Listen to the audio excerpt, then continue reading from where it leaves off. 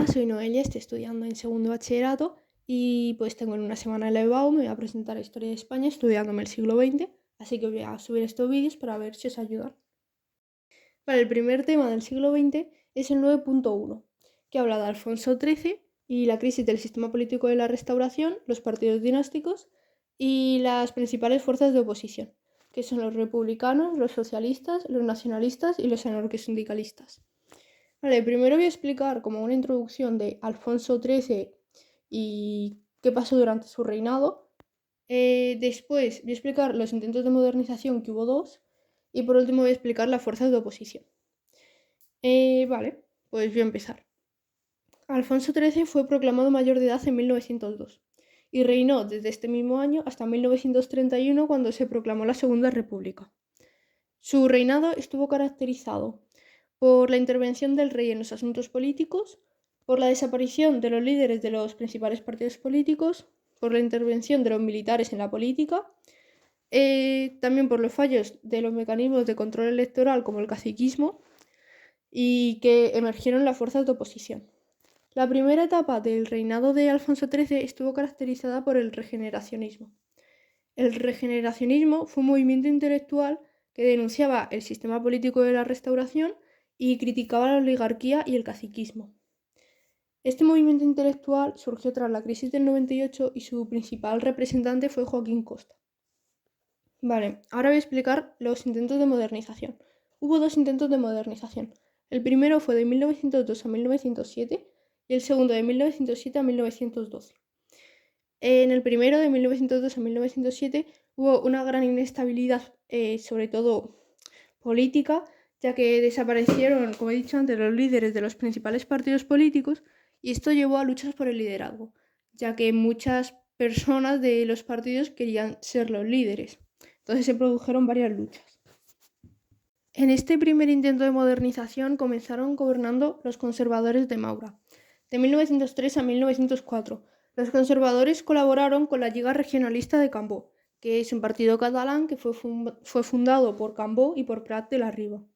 Cuando terminó el gobierno de los conservadores, comenzaron a gobernar de 1905 a 1907 los liberales.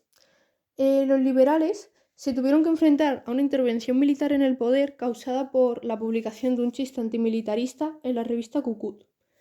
Esta intervención militar en el poder llevó a que el gobierno tuviera que crear una ley, que es la Ley de Jurisdicciones, en 1906. Lo que decía esta ley era que todos los delitos contra el ejército y contra la patria tendrían que ser juzgados en tribunales militares. Y bueno, también aparte es importante destacar que durante el gobierno de los liberales, las fuerzas catalanas crearon Solidaridad Catalana. Y el segundo intento de modernización se dio de 1907 a 1912. En este intento de modernización comenzaron gobernando los conservadores y su gobierno se llamó el Gobierno Largo de Maura. Maura lo que quería era hacer una revolución desde arriba, es decir, primero llegar al poder y una vez que estuviera en el gobierno, en el poder, pues hacer una revolución. Para ello, una vez que llegó al gobierno, creó algunas medidas, como por ejemplo poner el voto obligatorio. También hizo algunas reformas orientadas al mundo laboral, como la ley de huelgas o la ley del descanso dominical. Y bueno, la ley del descanso dominical lo que decía era que los trabajadores tendrían que descansar los domingos, no podían trabajar los domingos. Y ahí también creó el Instituto Nacional de Previsión, que es la actual Seguridad Social. Vale, en julio de 1909 se da la Semana Trágica de Barcelona.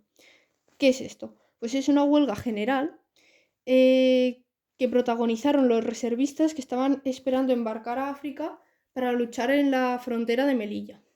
A ver, el contexto de esto es que en Marruecos en este momento está habiendo una guerra, que veremos más tarde en el 9.2, está habiendo una guerra en Marruecos y pues no había suficientes militares. Entonces tuvieron que llamar a algunos reservistas que estaban en España para que fueran a ayudarles. ¿Qué pasa? Que estos reservistas no quisieron. Entonces, mientras estaban esperando embarcar a África, pues hicieron esta huelga general. Vale, durante esta huelga se dieron enfrentamientos con el ejército y la quema de iglesias. ¿Qué hizo el gobierno? Pues sacó al ejército a las tropas a la calle y tomaron la ciudad. y hubo una represión durísima. Vale, en esta represión durísima destaca sobre todo la pena de muerte y la muerte de Ferrer y Guardia. Todo esto, o sea, esto causó una gran impopularidad, ya que habían matado a Ferrer y Guardia, había habido una huelga general en Barcelona increíble, entonces esto causó bastante descontento social. Entonces Maura tuvo que dimitir en 1909. Vale, pues de 1909 a 1912, ¿quiénes gobernaron ahora? Pues los liberales. El líder de los liberales fue Canalejas. Bueno, pues Canalejas lo que quería era intentar atraer el apoyo popular, atraer el apoyo del pueblo. Para ello promulgó la ley del candado, que lo que decía esta ley era, bueno, lo que hacía esta ley era limitar las órdenes religiosas. También estableció el servicio militar obligatorio, que es la mili, que actualmente ya no está, y presentó la ley de mancomunidades. Vale, la ley de mancomunidades va a ser muy importante, sobre todo en los temas más adelante, ya que lo que decía esta ley era que quería otorgar mayor autonomía a comunidades, bueno, a regiones como por ejemplo Cataluña, País Vasco, que es lo que buscaban estas regiones, eran una mayor autonomía. Y bueno, pues presentó esta ley y en 1912 terminó el gobierno liberal, ya que Canalejas fue asesinado. Y ahora ya lo último del 9.1 sería la oposición al régimen. Pues la principal fuerza de oposición fueron los republicanos. Los republicanos fundaron dos nuevos partidos, que son el Partido Radical de Lerroux, que era un partido anticlerical, anticatalanista y muy revolucionario, y el Partido Reformista de Melquiades Álvarez. Vale, este partido era mucho más moderado.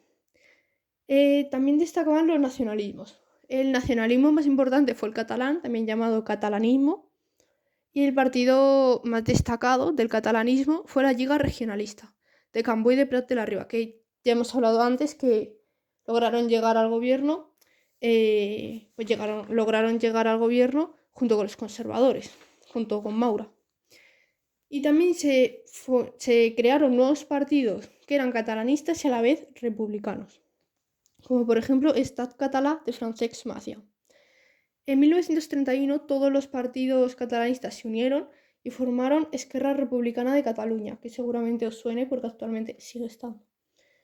En cuanto al nacionalismo vasco, tenía como lo más importante que tenía era su partido, que era el PNV, Partido Nacionalista Vasco, y creó su propio sindicato llamado Solidaridad de Obreros Vascos.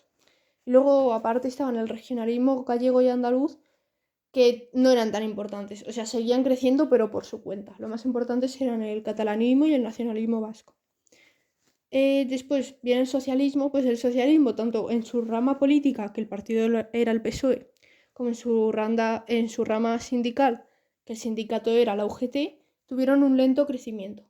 Hasta que en 1910 Pablo Iglesias logró entrar en la vida parlamentaria siendo el primer diputado socialista. Y esta fecha, 1910, es una fecha muy importante para los socialistas, obviamente. Y por último, el anarcosindicalismo. Vale, el anarcosindicalismo fundó un nuevo sindicato que es la CNT, Confederación Nacional de Trabajadores, y lo fundó en 1910. Este sindicato defendía la huelga y el boicot, y llegó a ser el mayor sindicato que ha habido en España. Y pues ya estaría. Muchas gracias, os habéis quedado hasta el final, espero haberos ayudado. Y por si acaso hay algo que no os ha quedado claro y queréis seguir estudiando, os voy a dejar aquí al final un resumen.